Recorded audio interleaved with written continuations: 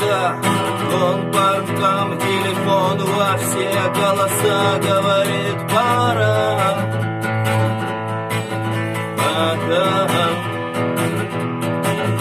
И пальто на глазе, шар в рукаве и перчатки шепчут: подожди до утра. Утро, но странный стук зовет дорогу. Может, сердце, а может, стук в дверь. И когда я вернусь на пороге, я скажу одно лишь слово: верь.